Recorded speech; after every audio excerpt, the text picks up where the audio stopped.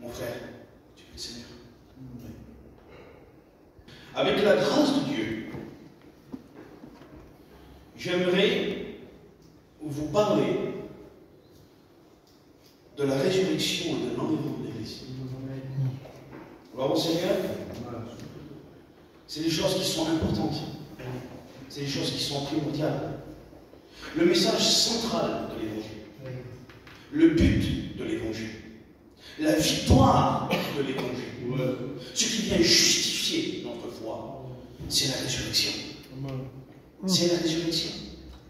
Si Christ ne serait pas ressuscité des morts, alors notre foi, dit le saint apôtre Paul, 1 Corinthiens 15, serait vaine. Et nous serions les plus malheureux de tous les hommes. Si notre espérance ne serait qu'ici-bas, mangeant et buvant. Car demain, nous mourrons. Mais l'évangile du Christ nous donne une espérance qui n'est pas celle de la terre. Alléluia.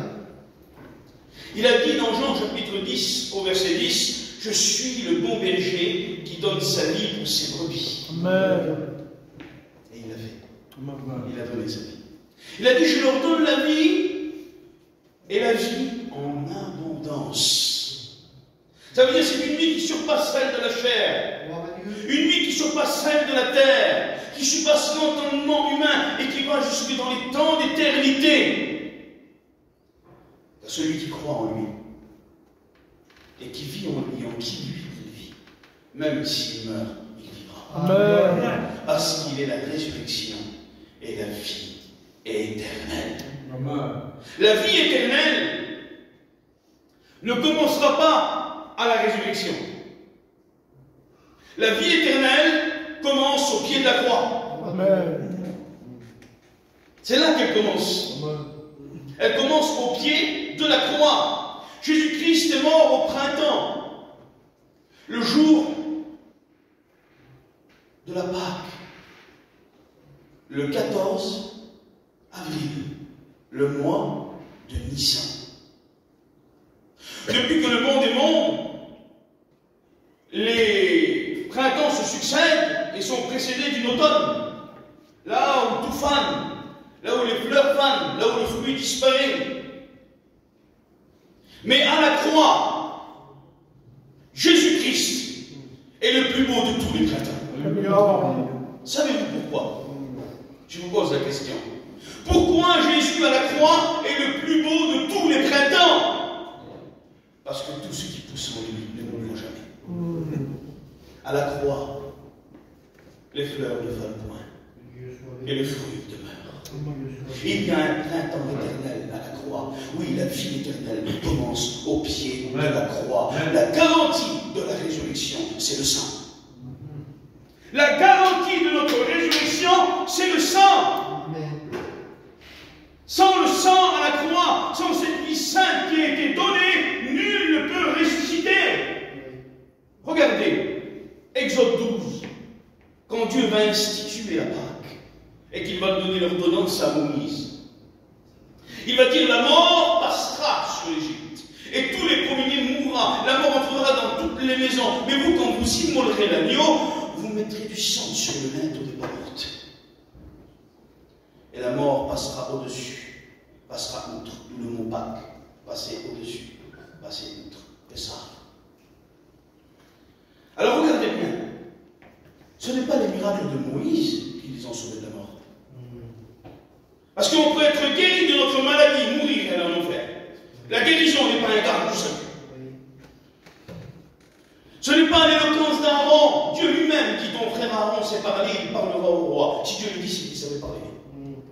Ce n'est pas l'éloquence d'Aaron qui va les sauver de la mort. L'éloquence d'un pasteur, le nombre de réunions auxquelles tu appartiendras, le nombre de prédications que tu écouteras, ne te sauvera pas.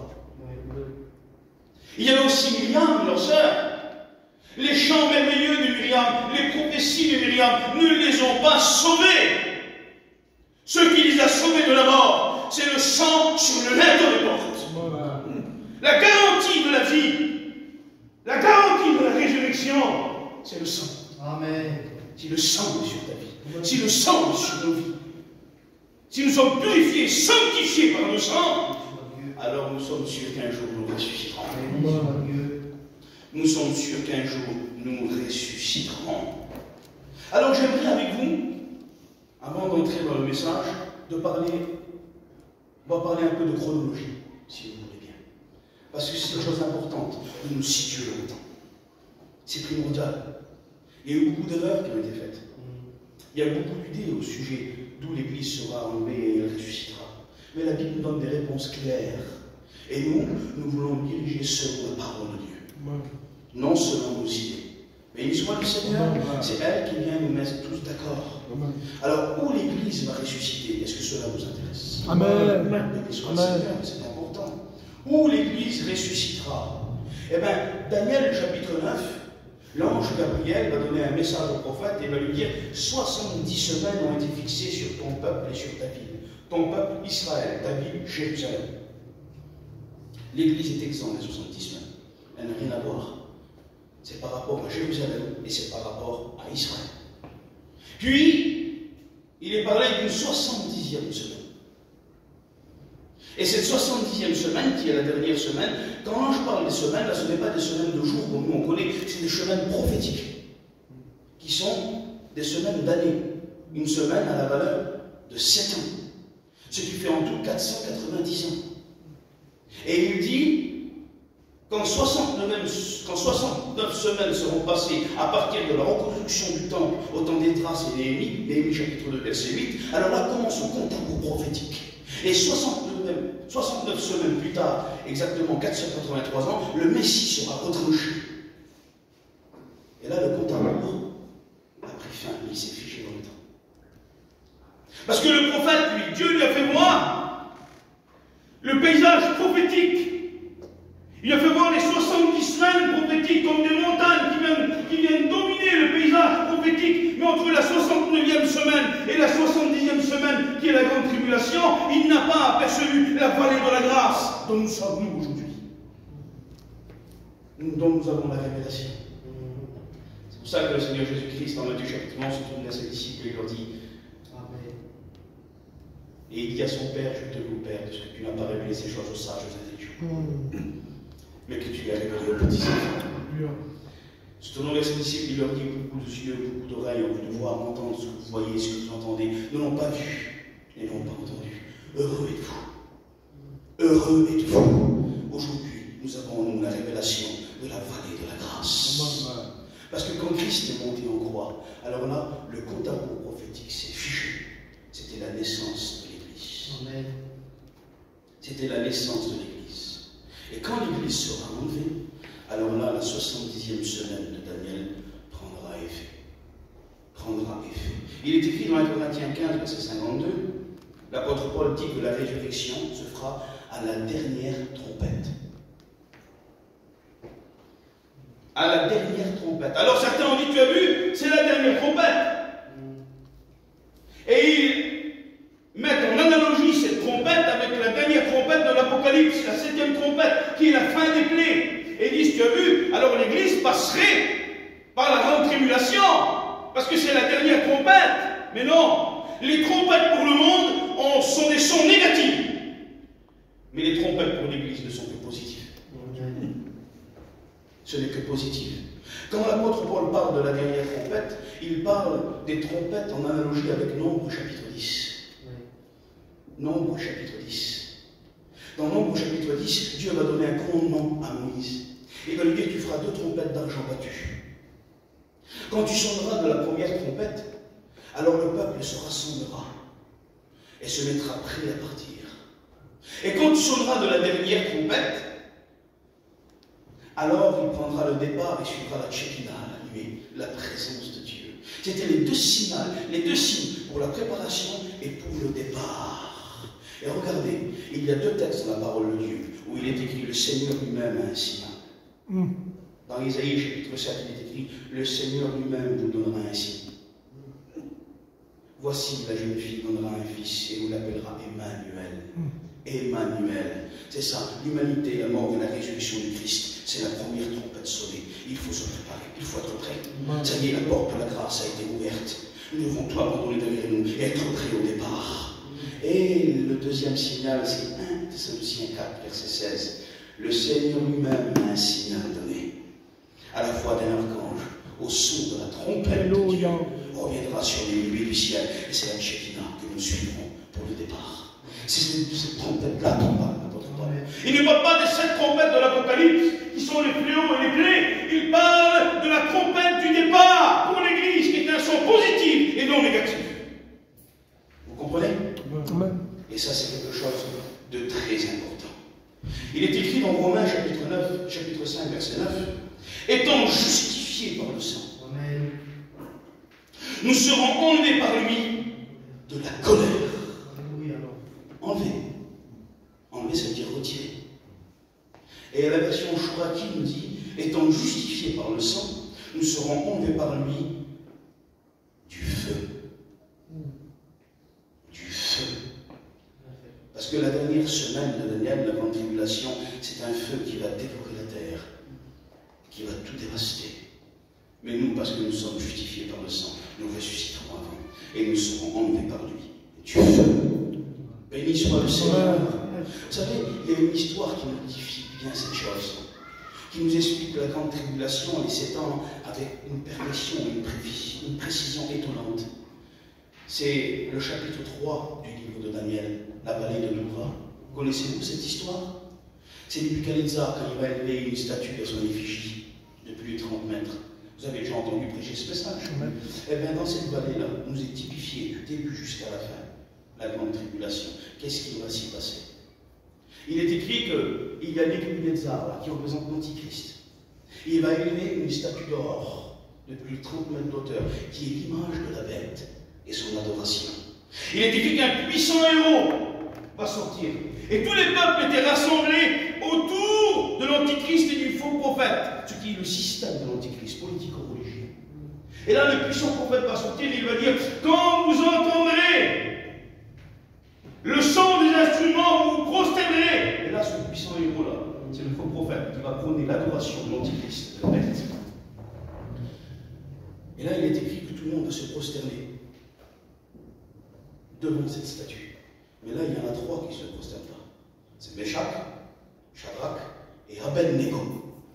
Et ces 3 juifs dans la vallée de Dura nous représentent les 3 catégories de personnes qui sont sauvées à travers le feu de la grande tribulation.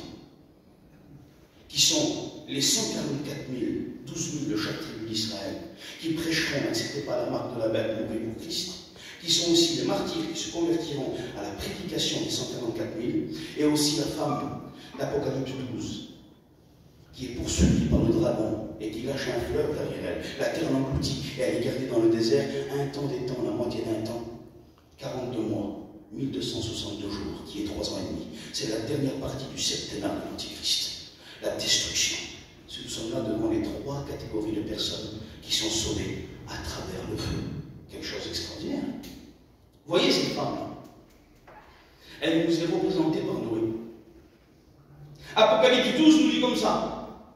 Je vis une femme poursuivie par le dragon. Et le dragon va choquer un fleuve d'eau derrière elle. Et la terre va engloutir l'eau. Et elle fut gardée dans le désert pendant 3 ans et demi. Elle est gardée au milieu de la grande tribulation. Elle est gardée dans la grande tribulation. Et Noé fut gardé, lui, au milieu de l'eau. Dans le déluge. Ce n'est pas l'église, ça. L'église, c'est Enoch. Enoch marcha par la foi et il fut pris. Avant le déluge. Ça, c'est l'église. Vous comprenez? Enoch marcha par la foi. Qui marche par la foi aujourd'hui? Qui croit en Jésus? C'est l'église du Dieu vivant. Nous ne sommes pas Noé, nous sommes Enoch. Enoch marcha par la foi et il fut pris. Ceux qui sont gardés au milieu de la grande tribulation, c'est Israël qui accomplira Zacharie 12:10. Et ils me verront, moi, celui qu'ils ont percé. Et ils pleureront sur moi comme un fils premier-né. Et je répondrai en eux un esprit de grâce et de supplication. Même eux sont sauvés par la grâce et par les marques de l'amour dans ses mains. Regardez, quand Jacob va à Padan Aram, je m'éloigne un peu, on fait une parenthèse ensemble. Il va chercher une femme dans la maison de Laban, son oncle. Chemin faisant, il est écrit que la nuit va le saisir. Et là, il va trouver une pierre il va la prendre pour chevet et il va dormir dessus. Mais pour Jacob, cette pierre est une pierre parmi les pierres. Elle n'a pas d'importance. Elle n'a aucune distinction. Comme aujourd'hui, le Christ Jésus, pour les Juifs, est un prophète parmi les prophètes, un homme sage parmi les hommes sages, un philosophe parmi les philosophes, mais il les porte quand même sur son cœur. C'est son peuple. Et il y a un plan de salut pour Israël. Et il est écrit que Jacob va s'endormir, il va faire un rêve, un songe. Il va voir le ciel ouvert. Et une échelle partir de la terre jusqu'au ciel, et des anges monter et descendre. Et là, nous sommes en face de la parousie. Matthieu 25, où Christ dit, j'enverrai mes anges, et ils rassembleront mes élus des 4 vents. Une distinction avec l'Église. Pour l'enlèvement de l'Église, c'est lui-même qui le revient. À la parousie, après la grande tribulation, il envoie ses anges rassemblés. S'il y a une différence. Là, nous sommes devant la parousie. Et quand Jacob se réveille, alors là, la pierre, elle est différente de lui. Il va la distinguer de peur. Et il va la relever. Et il va mettre de l'huile dessus. Il va dire, je ne le savais pas. Ici est la maison de Dieu. Ici réside Dieu. Il va appeler ce lieu Bethel, la maison de Dieu. Il est écrit dans le texte hébreu qu'il va amachir la pierre. Il va la oindre. Le nom du Messie. Et quand les Juifs sortiront 3 ans et demi après du désert, quand le Messie reviendra, comme il est écrit dans Zacharie 14, sur le mont des Oliviers, et comme dans Zacharie 12, ils verront les marques dans ses mains, alors là, la pierre du Messie va se relever dans leur cœur. Israël va être l'huile sur la tête du Messie, et ils vont reprendre leur place en tant que prophètes et prêtres des nations. Ça, c'est le plan pour Israël. Il y a un plan pour Israël. Ils seront sauvés. Alors nous voyons que dans cette vallée de Dora, tout est représenté. Nous voyons qu'on va les jeter dans le feu parce qu'ils refusent d'adorer, comme les martyrs, les 144 000. Mais là, il y a un 4e homme avec eux. Et là, nous sommes devant la parousie quand le Seigneur revient. Et là, il est écrit que Nebuchadnezzar s'incline et est effrayé. C'est la destruction des ennemis du Seigneur. Mais j'aimerais vous poser une question. L'histoire que nous venons de citer, elle se trouve dans quel livre d'ailleurs? Comment il s'appelle le livre? Daniel. Donc l'acteur principal du livre, c'est Daniel. Tous les plus grands exégèses de la Bible ont essayé de trouver pourquoi Daniel n'est pas dans le chapitre 3. Il est au chapitre 2, il doit aller au chapitre 4, mais au chapitre 3, il n'y a pas de Daniel. Vous savez pourquoi? Parce que Daniel, c'est l'Église. Il représente l'Église dans cette histoire. Et l'Église n'a rien à voir avec la grande tribulation. L'Église n'a rien à voir avec la 60e semaine. C'est pour ça que Daniel apparaît au chapitre 4. Et il n'est pas dans le chapitre 3. Il est écrit dans Apocalypse 3, verset 10. Parce que tu as gardé la parole de la persévérance en moi. Parce que tu as gardé la parole de la persévérance en moi. Alors je te garderai à l'heure de la tentation qui peut venir sur le monde. Quelle est la différence entre la grande tribulation et les tribulations? Les tribulations sont locales. La grande tribulation sera mondiale. Mondiale. Et il est écrit dans Ésaïe chapitre 48 que l'Antichrist vient comme un oiseau de proie, comme un rapace. Il vient enlacer la terre dans ses griffes d'idolâtrie. Il vient enlacer la terre dans les griffes de l'iniquité. Il vient enlacer la terre dans ses griffes de ténèbres. Mais là, il est écrit Hek Arpanso. C'est pas je te garderai à l'heure. Hek, ça veut dire je te garderai hors de l'heure, en dehors. Et il est écrit Arpanso, d'où est sorti le mot rapace. Ça veut dire avant que le rapace de l'iniquité vienne enlacer la terre, un autre rapace vient enlever son église. Il vient la sortir de l'heure, de la grande tentation, de la grande épreuve. Donc l'église ne passe pas par la grande tribulation. Elle ressuscite avant la grande tribulation. Je ne sais pas comment on va faire, l'heure passe vite. On continue un peu, Gloire au Seigneur. Il est écrit dans 1 Thessaloniciens chapitre 2, verset 7. Je crois que la Bible vous intéresse. Il est écrit dans 1 Thessaloniciens chapitre 2, verset 7. Il faut que celui qui le retient ait disparu. Alors paraîtra l'impie que le Seigneur détruira par l'éclat de son avènement et par le souffle de sa bouche. Béni soit le Seigneur. Qui est celui qui le retient? mais c'est le ministère du Saint-Esprit à travers l'Église. Parce que l'Esprit Saint et l'Église sont intimement liés autour de Jésus-Christ. Et qu'est-ce qu'il est écrit dans l'Apocalypse 22? Et l'Esprit et l'épouse disent, viens, Seigneur Jésus. De même qu'Abraham a envoyé Éléazar dans la maison de son père pour prendre Rebecca pour Isaac. Le seul but d'Éléazar, c'était d'amener Rebecca à Isaac. Le ministère du Saint-Esprit ici-bas, c'est de garder l'Église sanctifiée pour l'amener pure et sans vide à Jésus-Christ. Il est écrit qu'Éléazar avait donné une avance à Rebecca. Elle n'était pas encore dans la maison d'Abraham, mais il va la revêtir d'or et d'étoffe de la maison d'Abraham. Vous n'êtes pas encore au ciel, mais vous avez reçu les arts de l'Esprit. Il a répandu dans vos cœurs l'amour de Dieu. Il a répandu dans vos cœurs les sentiments de Jésus-Christ. Vous n'avez jamais vu Christ. Rebecca n'avait jamais vu Isaac. La seule preuve qu'elle avait, c'était la parole d'Éléazar. Mais il est écrit dans Colossiens 4, verset 4, que l'Esprit de son Fils crie en nous, Abba Père. L'Esprit Saint rend témoignage à notre esprit que nous sommes enfants de Dieu. Vous n'avez jamais vu Jésus, mais l'Esprit crée en vous une conviction certaine que Jésus-Christ revient et que vous lui appartenez. Il vous a donné les armes de l'Esprit. Il est écrit que Rebecca n'a pas marché à pied. Il l'a fait monter sur sa monture. Nous devons nous laisser guider par l'Esprit. Il connaît le chemin. Il sait où est la rencontre avec le bien-aimé. Béni soit le Seigneur. Celui qui le retient est disparu, alors paraîtra limpide que le Seigneur détruira par le clame de son élément et par le souffle de sa bouche. Les Sémites dans le désert d'ailleurs, ils n'avaient que 2 agents purificateurs. Ils n'avaient pas de moyens de réfrigération comme aujourd'hui, de conservation comme on a. Alors ils avaient le sel, ils avaient l'huile. Ils mettaient du sel sur la viande, sur les aliments. Et là, la viande restait saine.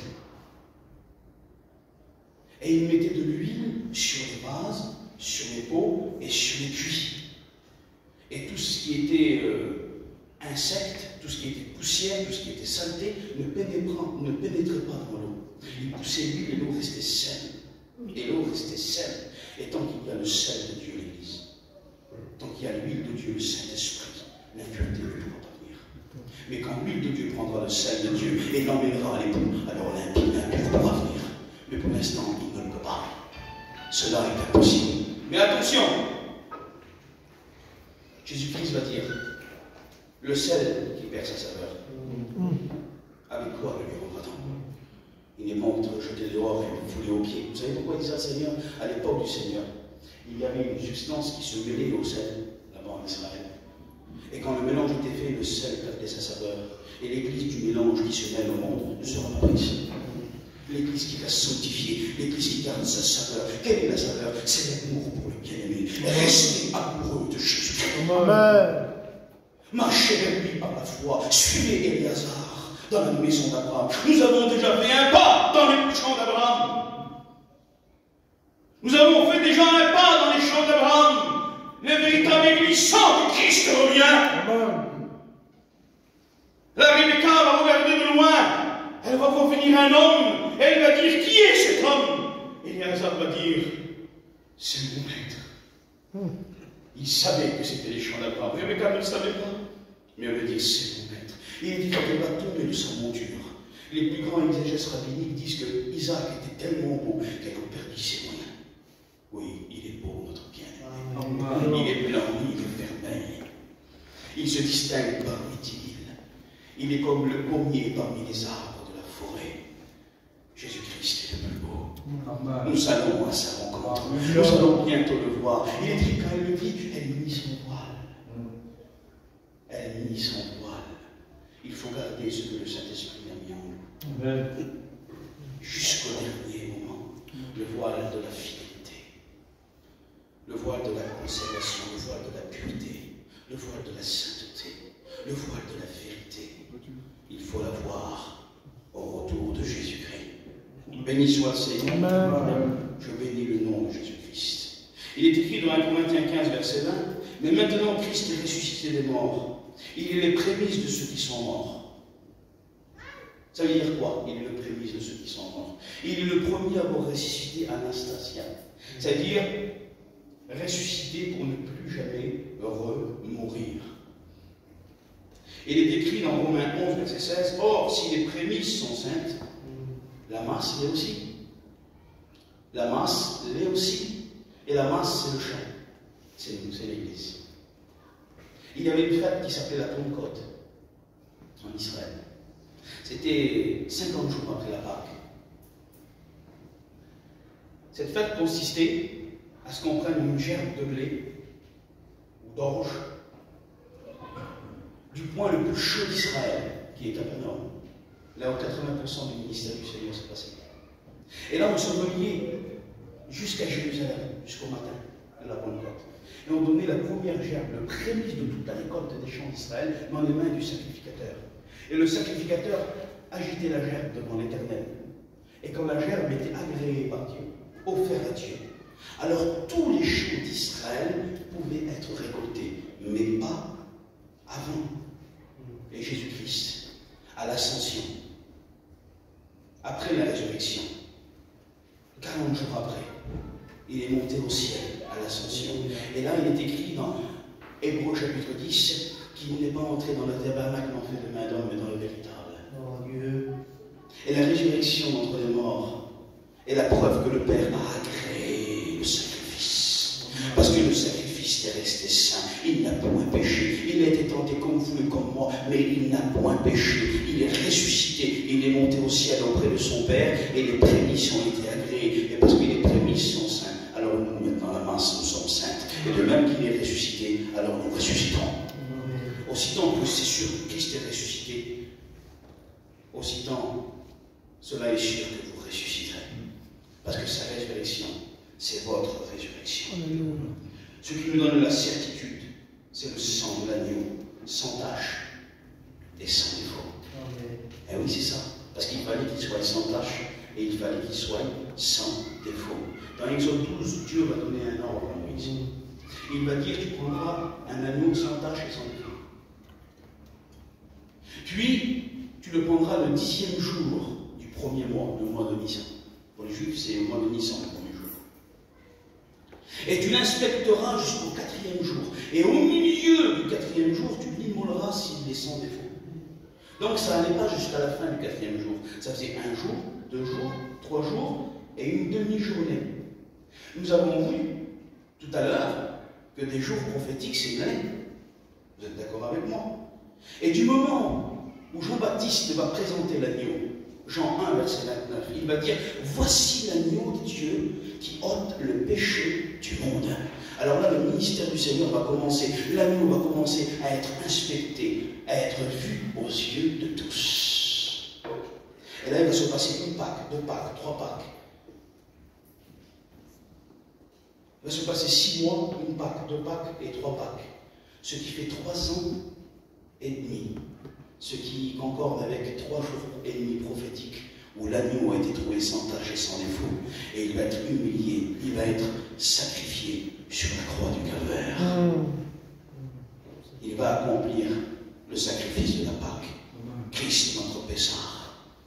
Christ, notre Pâque tellement sainte, que son sang nous donne la garantie de la résurrection. Béni soit le Seigneur, c'est pour ça que le sacrifice a été agréé. Et si les prémices sont saintes, alors la masse l'est aussi. Alors j'aimerais donner un conseil, s'il y aurait quelques amis au milieu de nous.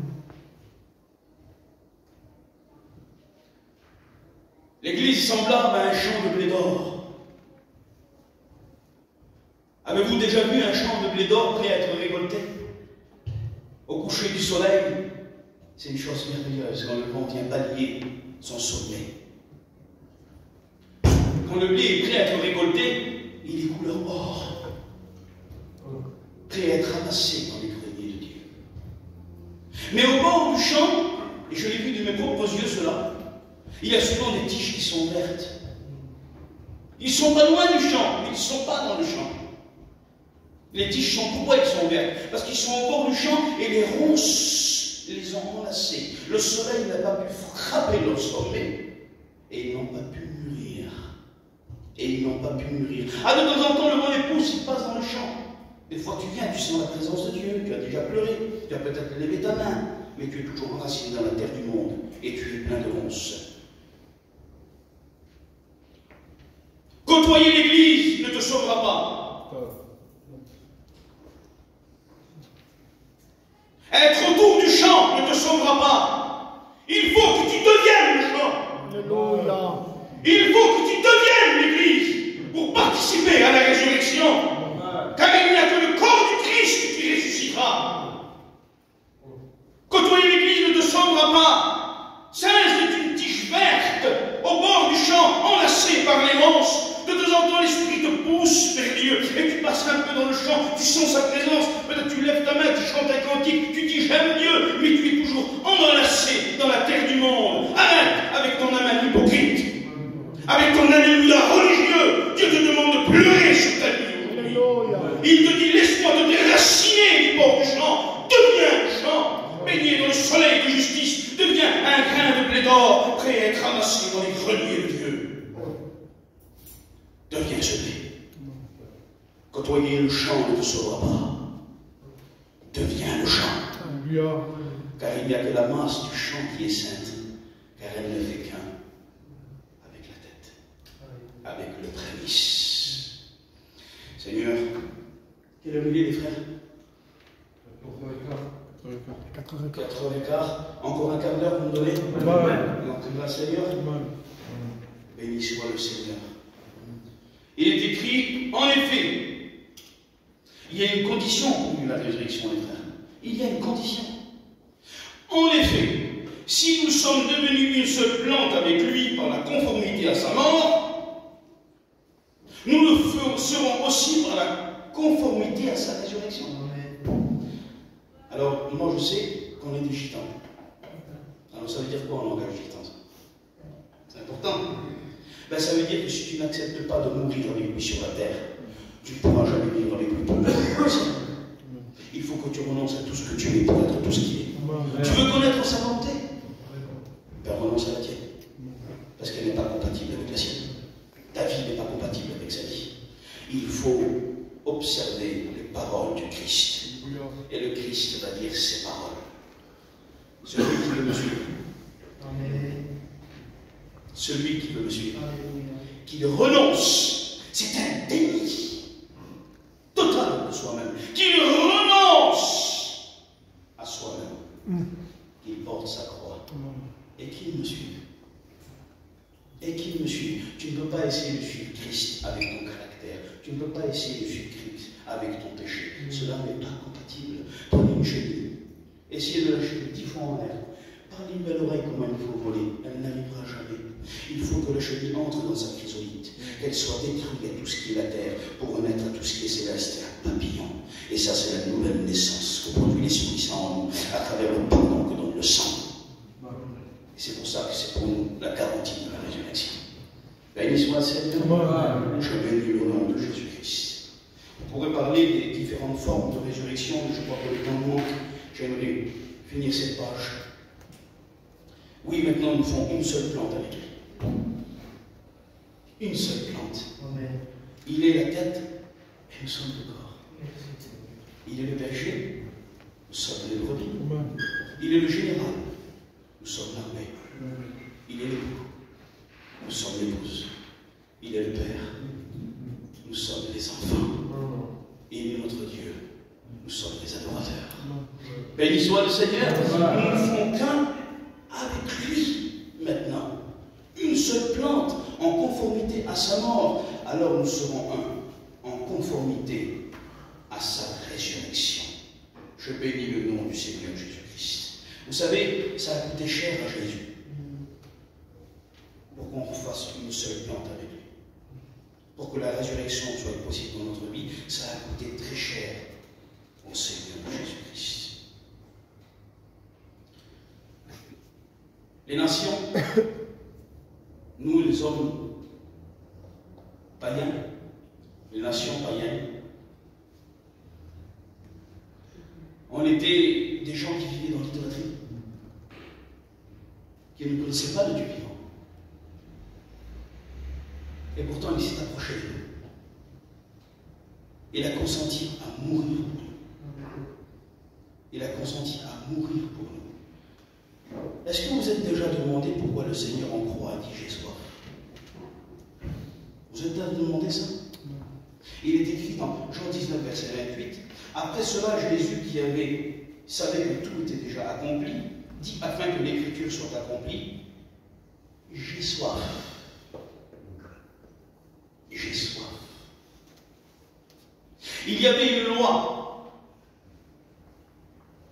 qui était écrite dans le Pentateuque, dans l'Ancien Testament, qui parlait de la femme adultère. La femme adultère devait être lapidée, mise à mort. Et celui qui devait déclencher la mise à mort, c'était son mari. Il fallait que le mari jette la première pierre. Et quand le mari jetait la première pierre sur la femme adultère, alors tous lui jetaient la pierre. Un seul pouvait jeter la pierre contre l'humanité. Un seul pouvait l'accuser, mais il a retourné la pierre contre lui-même.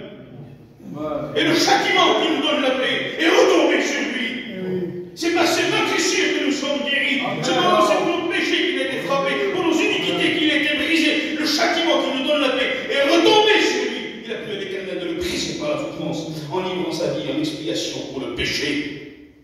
Mais il y avait une loi juive qui pouvait contourner la mort de la femme adultère. Mais il fallait beaucoup d'humilité de la part de l'époux, une grande humiliation, un grand abaissement. Il fallait que l'époux fasse don d'Azaria, qu'il livre sa vie à Dieu pour que la vie de sa femme soit sauvée. Christ appelle comment? Le Nazaréen. Il est le Nazaréen. Alors, le Nazaréen, il fallait qu'il ne boive d'aucun fruit de la vigne. Il ne fallait même pas qu'il touche l'écorce de la vigne. C'est ce qui prouvait son don d'Azaria. Alors là, si l'homme aimait sa femme, s'il ne voulait pas qu'elle meure, alors on prenait la femme adultère et on l'amenait devant lui. Et là, tous les anciens du peuple, hommes, femmes, vieillards, tout le monde était là. Imaginez-vous l'humiliation de cet homme. Les Juifs, c'est des gitans. Imaginez-vous l'humiliation de cet homme. Il accepte l'adultère de sa femme devant tout le monde. Il baisse la tête, il dit, je ne veux pas qu'elle meure, je veux qu'elle vive. Alors il y a une condition. Il fallait que l'ancien du peuple vienne. Et là, le mari faisait don d'Azaria devant l'Éternel. Il est écrit qu'il fallait qu'il boive du fruit de la vigne, qu'il le recrache, qu'il fasse don d'Azaria. Et la vie de sa femme était sauvée. Et il baissait la tête devant tous. Et à la croix, devant la croix, on était une femme. Les nations étaient une femme adultère, qui se corrompait avec l'idolâtrie du monde, qui n'était pas digne à manger à la table du Père, d'entrer dans la maison du Père. Mais à la croix, il est descendu pour nous. À la croix, il est écrit qu'il a dit, j'ai soif, on lui a donné du vinaigre, le fruit de la vigne, il l'a recraché, il a baissé la tête et il nous a sauvés. Amen. Et maintenant, dans cette mort sainte, dans ce sang pur, nous trouvons la garantie de notre résurrection. Il ne laissera pas son époux être défiguré, il l'enlèvera du feu et de la colère. Il revient nous chercher. Il vient chercher le sel qui garde sa saveur. Il vient chercher l'épouse sans ride et sans tache, celle qui est restée amoureuse de Jésus-Christ. Continuera peut-être une autre fois, si vos pasteurs me réinvitent. On a pu parler des formes de la résurrection. Mais le temps nous manque et j'aimerais qu'on nous Seigneur. Béni soit le cœur. Je vous ai parlé avec mon cœur, je vous ai parlé simplement de la Bible. Mes frères, gardez la parole. Mes amis, devenez le gens. Église du Seigneur, restez amoureuse de Jésus-Christ. Afin que vous soyez le corps. Afin que idolâtre que vous étiez, adultère spirituel que vous étiez, il est mort, il s'est abaissé, il a dit j'ai soif, il a baissé la tête, il a fait don d'Azaria, il a livré sa vie. Et maintenant, la femme idolâtre qui était les nations devant la croix devient la fiancée pure digne d'entrer dans la maison de Dieu.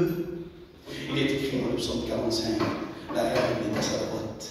Elle se distingue parmi les jeunes filles. Oui, parce que maintenant, l'Église est ressuscitée. Tout le monde la verra à sa droite. Elle se distingue dans sa primauté. Parce que si Israël sont les invités, Si les anges sont les serviteurs du banquet des noces, l'Église est l'amour de sa droite. Ne l'oubliez pas. Restez digne de votre rang. Restez pur, ne perdez pas votre saveur. Restez amoureux de Jésus-Christ. Restez au milieu du champ. Bientôt, la délivrance approche. Ce n'est pas en vain que tu souffres. Ce n'est pas en vain que tu persévères. Ce n'est pas en vain que tu acceptes la justice. Parce que les persécutions du temps présent ne sont rien par rapport à la gloire qui t'attend. Bientôt, nous allons ressusciter. Je n'ai plus rien à dire, on peut continuer, mais je crois que ça suffit. Prions le Seigneur. Seigneur, quelle est belle ta parole, quelle est belle. Nous avons besoin de ta parole pour réaliser, Seigneur Jésus-Christ, dans les temps où nous sommes, des temps difficiles, des temps durs, où nous devons rester amoureux du